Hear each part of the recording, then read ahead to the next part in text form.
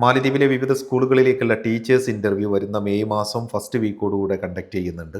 O level, A level തലത്തിലേക്ക് ഒരുമിച്ചാണ് ഈ പ്രാവശ്യത്തെ ഇൻ്റർവ്യൂ കണ്ടക്ട് ചെയ്യുന്നത്. ഒ ലെവൽ എന്ന് പറയുന്നത് 10ാം ക്ലാസ് വരെയുള്ള ക്ലാസ്സുകളും എ ലെവൽ എന്ന് പറയുന്നത് 11, 12 ക്ലാസ്സുകളുമാണ്.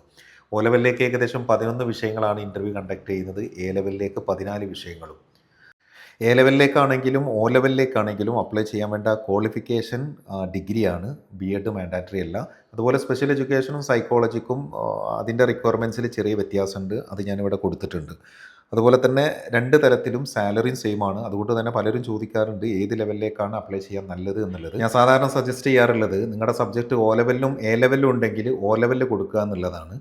ഉദാഹരണത്തിന് business studies, economics, BTech, hospitality ഒക്കെ നിങ്ങൾക്ക് 2 ലിസ്റ്റിലും കാണാം, ഒ ലെവലിലും എ ലെവലിലും. അപ്പോൾ അത്തരം കാൻഡിഡേറ്റ്സ് ഏറ്റവും ബെറ്റർ ആയിട്ടുള്ളത് ഒ ലെവലിൽ ഓപ്റ്റ് ചെയ്യുകയാണ്. കാരണം ഒ ലെവൽ എന്ന് പറയുന്നത് എല്ലാ സ്കൂളുകളിലും ഉള്ളതാണ്. പക്ഷേ എ ലെവൽ എന്ന് പറയുന്നത് വളരെ കുറഞ്ഞ സ്കൂളുകളിൽ മാത്രമാണ് മാൽദീവ്സിലുള്ളൂ. അപ്പോൾ നമുക്ക് സെലക്ഷൻ കിട്ടിക്കഴിഞ്ഞാൽ പെട്ടെന്ന് പ്ലേസ്മെൻറ്റ് കിട്ടാൻ സാധ്യത ഉള്ളത് ഒ ലെവലിൽ സെലക്ട് ആവുക എന്നുള്ളതാണ്.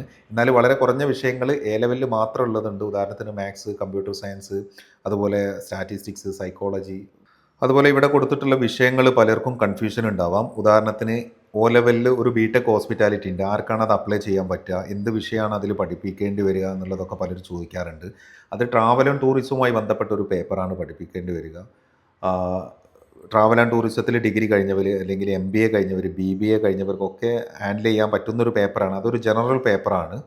അതുപോലെ എ ലെവലിൽ CAE എന്ന് പറഞ്ഞിട്ടുള്ളൊരു വിഷയം കാണാം, സർട്ടിഫിക്കറ്റ് ഇൻ അഡ്വാൻസ്ഡ് ഇംഗ്ലീഷ്. പലർക്കും അതെന്താണ് വിഷയം, അല്ലെങ്കിൽ ആർക്കാണ് അത് അപ്ലൈ ചെയ്യാൻ പറ്റുക എന്നുള്ളത് അറിയില്ല. CAE എന്ന് പറഞ്ഞു കഴിഞ്ഞാൽ അത് ഇംഗ്ലീഷ് തന്നെയാണ്. ഇംഗ്ലീഷ് ഡിഗ്രി കഴിഞ്ഞവർക്ക് അപ്ലൈ ചെയ്യാൻ പറ്റുന്നൊരു പോസ്റ്റാണ്. അതിലെന്താണ് പഠിപ്പിക്കാനുള്ളതെന്ന് വെച്ച് കഴിഞ്ഞാൽ, സാധാരണ രീതിയിൽ നമ്മുടെ സ്കൂളിൽ കുട്ടികളെ ഗ്രാമർ കാര്യങ്ങളൊക്കെ പഠിപ്പിക്കുന്നതിന് പകരം നമ്മുടെ IELTS കോഴ്സ് പോലത്തെ ഒരു കോഴ്സാണ് സ്പീക്കിംഗ്, ലിസണിങ്, റൈറ്റിംഗ് ഒക്കെ. അതായത് കുട്ടികളെ ഇംഗ്ലീഷ് പ്രാക്ടിക്കലായിട്ട് പഠിപ്പിക്കാനുള്ള ഒരു സബ്ജക്റ്റാണത്. അപ്പോൾ ഇംഗ്ലീഷിൽ ഡിഗ്രി കഴിഞ്ഞവർ, അല്ലെങ്കിൽ PG കഴിഞ്ഞവർ, അതുപോലെ തന്നെ സ്പോക്കൺ ഇംഗ്ലീഷ് ക്ലാസ്സൊക്കെ എടുക്കുന്നവരാണെങ്കിൽ വളരെ ഈസി ആയിട്ട് ഹാൻഡിൽ ചെയ്യാൻ പറ്റുന്ന ഒരു വിഷയമാണത്. ഇൻ്റർവ്യൂ ഓൺലൈനാണ് കണ്ടക്ട് ചെയ്യാറുള്ളത്, ഗൂഗിൾ മീറ്റ് വഴി. ഇൻ്റർവ്യൂ സമയത്ത് പാസ്പോർട്ട്, ഡിഗ്രിയുടെ ഒറിജിനൽ സർട്ടിഫിക്കറ്റ് എല്ലാം കയ്യിലുള്ളവർക്ക് മാത്രമേ ഇൻ്റർവ്യൂ അറ്റൻഡ് ചെയ്യാൻ പറ്റുള്ളൂ.